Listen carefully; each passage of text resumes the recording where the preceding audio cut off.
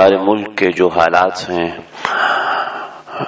عام طور پہ بڑے چھوٹے بزرگ حضرات سب لوگ اس فکر میں پریشانی میں ہیں کہ ہمارے ملک کے ساتھ آگے کیا ہونے والا ہے، حالات کس رخ پر جا رہے ہیں۔ روضہ رسول صلی اللہ علیہ وسلم، کعبۃ اللہ اور ملتزم سے لے کر تقریباً تمام عالم میں اور پاکستان میں خاص طور پر ہر جگہ پر پاکستان کی عافیت کی دعائیں کی جا رہی ہیں، پاکستان کی سلامتی کی دعائیں کی جا رہی ہیں، اور جو بے چینی پائی جا رہی ہے، جو پریشانی پائی جا رہی ہے، وہ حالات کے تناظر کی وجہ سے ہے۔ لیکن ہم سب جانتے ہیں، اور اس بات کا صرف میں اظہار کر رہا ہوں، باقی ہر ایک کے دل میں یہ جذبہ موجود ہے کہ یہ پریشانی صرف وقتی حالات کی ہے، صرف حالات کی اور عام رسمی مخالفت کی پریشانی ہے، ورنہ ہمیں یہ ڈر نہیں ہے کہ ہمارا دشمن بڑا طاقتور ہے، ہمارا دشمن ہمیں نقصان پہنچائے گا، ہمارا دشمن ہماری معیشت خراب کر دے گا، ہمارا دشمن ہمیں یہ کر دے گا۔ ایسا نہ کسی کو ڈر ہے، نہ کسی کو ڈر ہوگا۔ اللہ کے نبی سے پوچھا، یا رسول اللہ مسلمان بزدل ہو سکتا ہے؟ آپ نے فرمایا جی ہاں، مسلمان بزدل ہو سکتا ہے۔ اس سوال سے لگ رہا ہے کہ 100 میں سے 2-4 مسلمان بزدل ہو سکتے ہیں، لیکن اگر آپ تحقیق کریں اور دنیا میں گھومیں تو آپ دیکھیں گے کہ مسلمان کے علاوہ جتنی اقوام ہیں وہ بزدل ہیں، بہادر نہیں ہیں۔ آپ حضرت نے سنا ہوگا نام چنگیز خان کا، چنگیز خان جس نے آدھی دنیا پر بادشاہت کی، مسلمانوں کو نیست و نابود کر دیا تھا، لیکن چنگیز خان کے مقابلے میں 2 مرتبہ جلال الدین آئے، اور جلال الدین 2 مرتبہ پورے لشکر کو چیرتے ہوئے مقابلے میں اور چنگیز خان رستہ چھوڑ کے بھاگ گیا پیچھے، اس نے اپنے لشکر کو آگے کیا، خود آگے نہیں ہوا۔ مسلمان قوم سے آج تک بہادری کے ساتھ کسی نے مقابلہ نہیں کیا، کوئی آنکھوں سے آنکھیں ملا کے کھڑا نہیں ہو سکا، اور جو کھڑا ہوا ہے وہ اللہ کے حضور سجدہ ریز ہو گیا۔ جیسا کہ چنگیزی فتنہ اٹھا، اس نے مسلمانوں کی آنکھوں میں آنکھیں ڈالی، لیکن کوئی ایک فرد نہیں تھا، ہلاکو خان ہو یا چنگیز خان ہو، بالآخر ان کی اولاد اسلام کے ماتحت ہو گئیں، اور وہی اسلام کے پھیلانے کا سبب بنے۔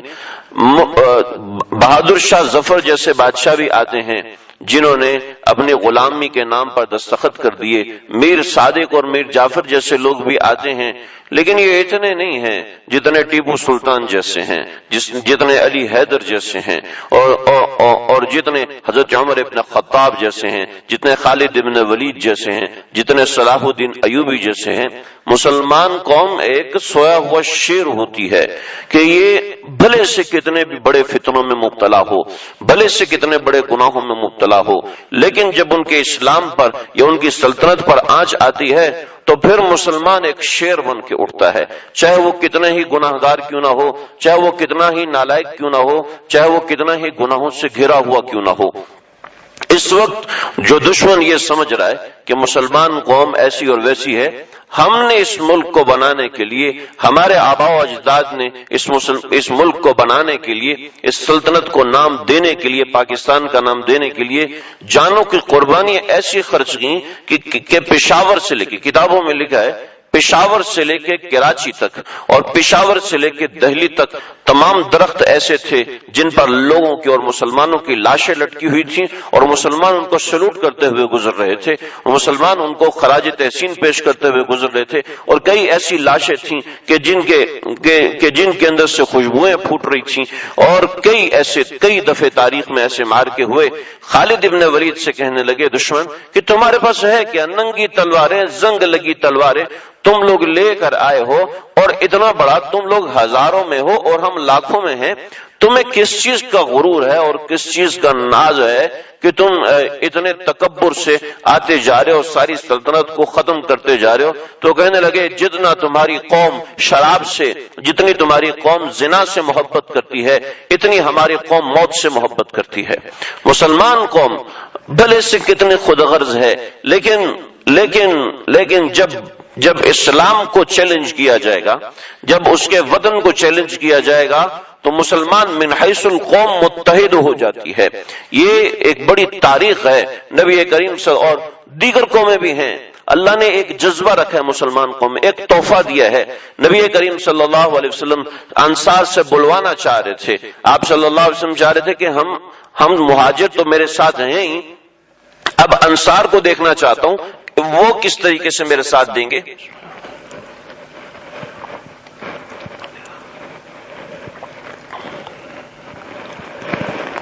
تو حضرت مقداد بن اسود رضی اللہ تعالیٰ عنہ کھڑے ہوئے, کہا یا رسول اللہ, ہم ان یہود کی طرح نہیں ہیں جنہوں نے موسیٰ سے کہا تھا اذهب انت وربک فقاتلا انا ہاہنا لقائدون, آپ اور آپ کا رب جا کے لڑو, ہم ادھر بیٹھے ہیں.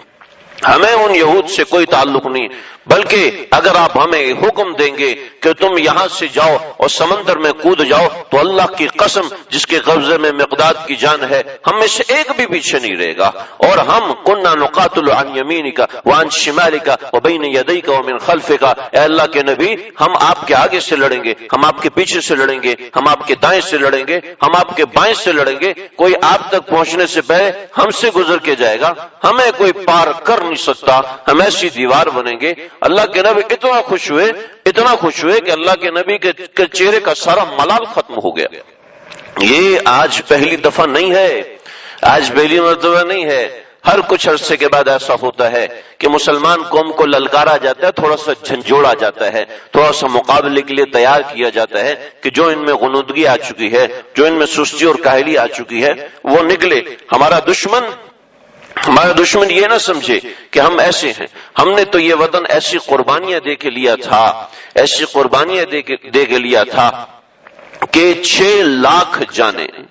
پاکستان کی تعداد صرف 6 لاکھ تھی, پہلے 12 لاکھ مسلمان تھے. کتنی بڑی بات ہے کہ تم کو تلواروں سے اور خنجروں سے مارا گیا. یعنی ایسا نہیں ہے کہ گولیوں کی بچھاڑ کر کے ختم کر دیا گیا, ایسا نہیں ہے اتنے مسلمانوں کو. لیکن مسلمانوں کا جذبہ اس وقت ایسا تھا کہ 1 برس کے بعد جنگ مسلط کی گئی اور مسلمانوں کو فتح ہوئی. اور 65 میں دیکھ چکے اور 71 میں دیکھ چکے. 86 کے اندر میرے والد محترم 86 میں جب یہ جیسے آج حالات ہیں ایسی حالات ہوئے تھے. اور یہ میرے والد بتا رہے ہیں کہ جناب ہم اور پہلے لائنوں میں تھے, پہلی صفوں میں تھے. لگے کہ ہم اور بارڈر کے اوپر کوئی ایسا بعضی جگہوں پہ ایسا تھا, وہ کہتے بھئی ایک دفعہ تم فائرنگ کرنا, ایک دفعہ ہم فائرنگ. یعنی اتنا ڈرپوک قوم. کہنے لگے ایک دفعہ ہمارے کوئی بڑے غصے میں آگے, انہوں نے ایک کو ڈانٹ دیا تو اس کا ویسے ہی پیشاب نکل گیا. کہتے مسلمان قوم کو اللہ نے جو جذبہ دیا ہے کہ اس سر پہ کفن باندھ کے نکلتے ہیں, اور ان کا مقابلہ دنیا کی کوئی قوم کر نہیں سکتی, دنیا کی کوئی قوم ان کا مقابلہ نہیں کر سکتی. جو جذبہ اللہ نے مسلمانوں کو دیا ہے اور ہر وقت دیا ہے کہ ایسا نہیں ہے کہ آج وہ معاملہ قائم نہیں ہو سکتا. اقبال کہہ گئے تھے فضائے بدر پیدا کر فرشتے تیری نصرت کو اتر سکتے ہیں گردوں سے قطار اندر قطار. اب بھی کبھی وہ بادلوں سے وہ فرشتے قطار در قطار آ سکتے ہیں اور آتے ہیں, اور ہر مقام اور ہر محاذ پر آئے ہیں, چاہے کارگل کا محاذ ہو اور چاہے کنٹرول لائن کا محاذ ہو یا ڈیورن لائن کا محاذ ہو. اللہ نے مسلمانوں کی ہر زمانے میں ہر موقع پر مدد کی ہے, اور ایسی مدد کی ہے کہ تاریخ نے دیکھا تھا. ایک 1965 کی جنگ کے اندر جب کنٹرول لائن سے پاکستانی فورسز نے کراس کرنے کے بعد کہنے لگے کہ ایک عام فوجی وہ انڈیا میں 4 کلومیٹر اندر چلا گیا. 4 کلومیٹر اندر چلا گیا. اس کے جسم پہ اتنی گولیاں لگی تھی کہ وہ چل نہیں پا رہا تھا. تو وہاں پر ایک سائن بورڈ لگا ہوا تھا جس کے اوپر لکھا تھا کہ پاکستان 4 کلومیٹر. تو اس نے اپنے خون سے اس کے نیچے لکھا 4 بلڈی کلومیٹر, یعنی کہ 4 کلومیٹر لیکن خون سے بھرے ہوئے 4 کلومیٹر ہیں. ہم تمہیں آگے نہیں آنے دیں گے. تو اللہ نے مسلمان قوم کو ہمیشہ ایسا جذبہ دیا ہے.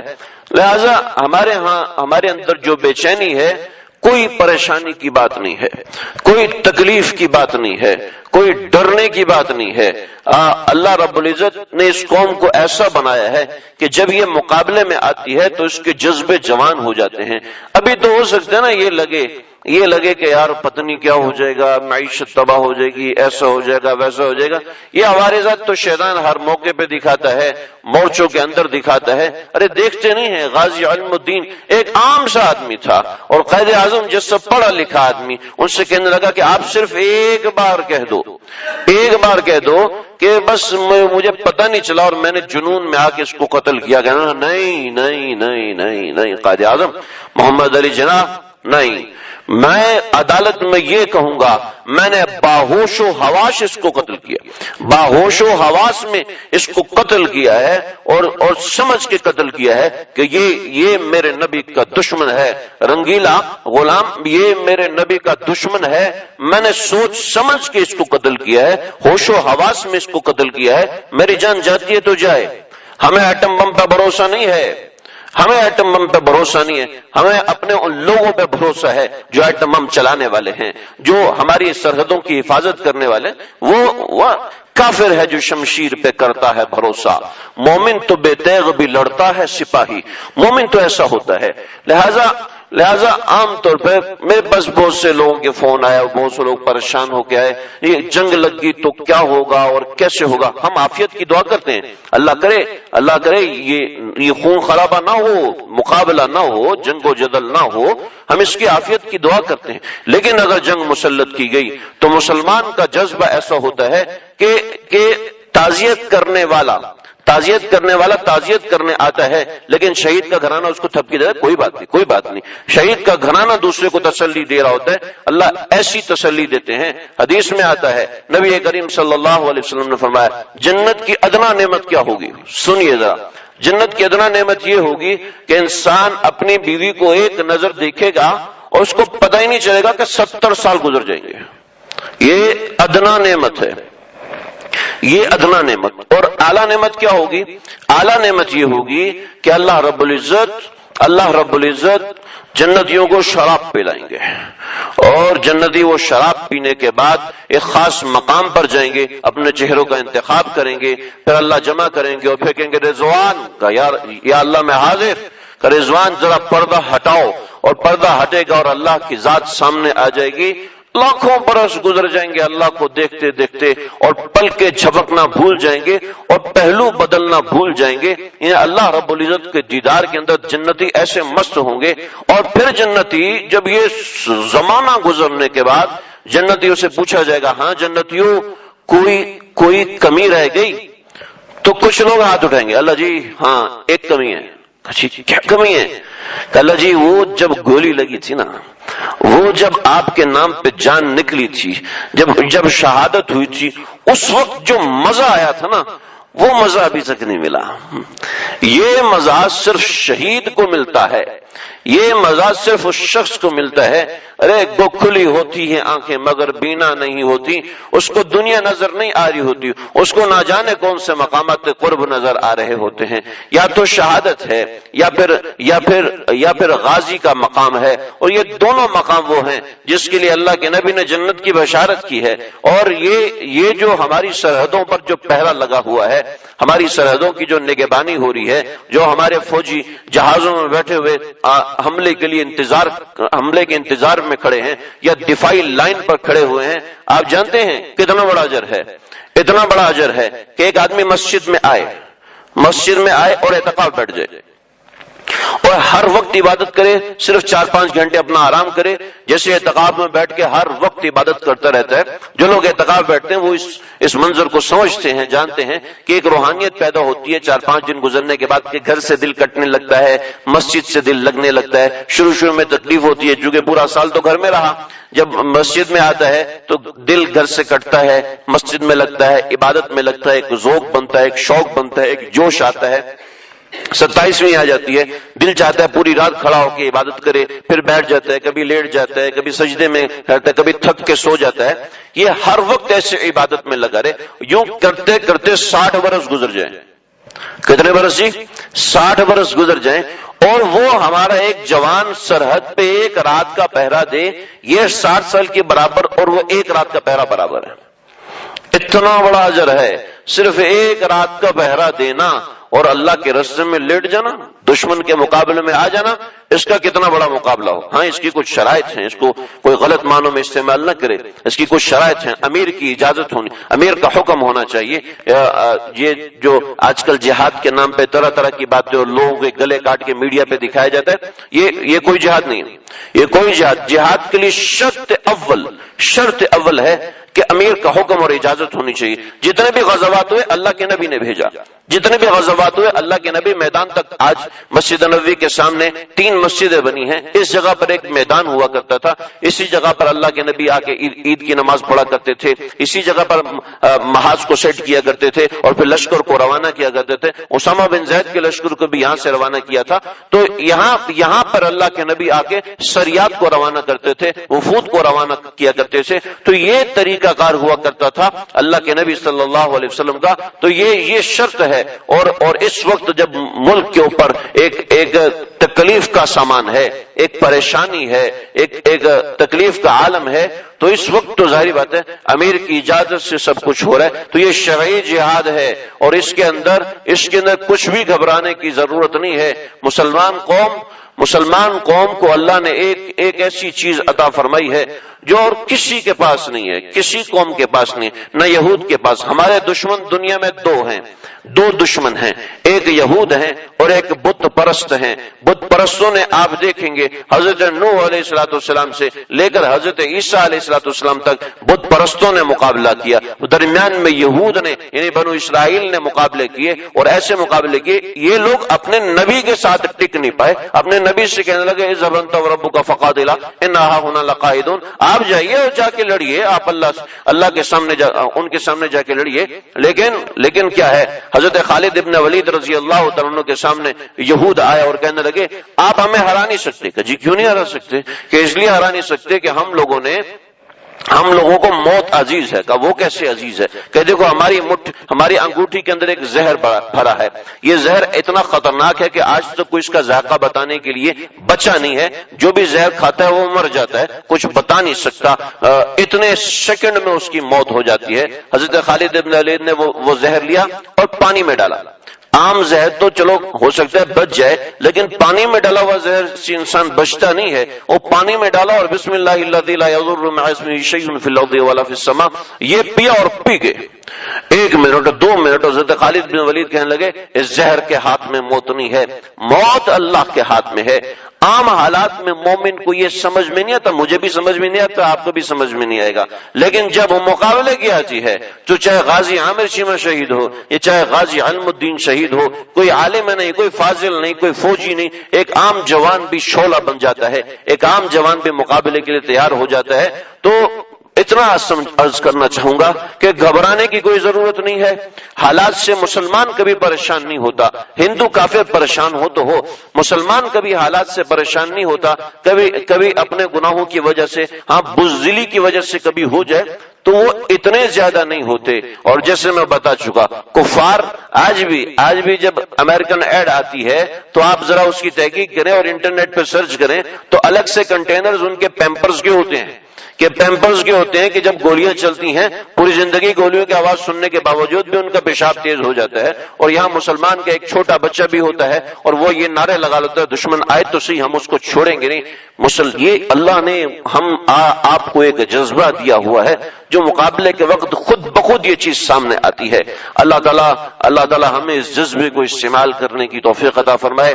اپنی افواج کے لیے دعا کریں جو سرحدوں کی حفاظت کر رہے ہیں، کیونکہ وہ لوگ سب سے پہلے نشانے پر ہیں اور وہ ہمارے ملک کی حفاظت پر مامور ہیں.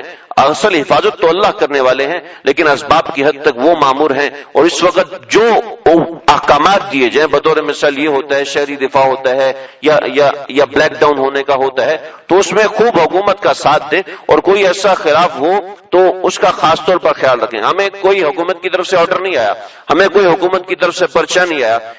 ایک عوامی اور انسانی حقوق کے ناطے پر یہ بات کرو. اور قرآن مجید بھی اس کا حکم دیتا ہے، حدیث پاک بھی حکم دیتی ہے اور نبی کریم صلی اللہ علیہ وسلم کا طریقہ تھا. جو حالات کی ضرورت ہوتی ہے وہ صحابہ کرام کو سمجھایا کرتے تھے. یہ میں آپ کو تدبیر نہیں بتا رہا، میں آپ کو شرعی مسئلہ بتا رہا ہوں کہ حکومت کے احکامات کو جو جائز احکامات ہے ان کو ماننا واجب واجب ہے، اور جو نہیں مانے گا وہ واجب چھوڑنے والا ہوگا۔ جیسے نماز چھوڑنے سے گنہگار ہوتا ہے، ایسے حکومتی احکامات جن کو ہم حکومت مانتے ہیں، حکومتی احکامات، ان احکامات کو ماننا لازم ہوتا ہے، شرعی طور پر بھی ہے اور ظاہر بات ہے قانونی طور پر ہے۔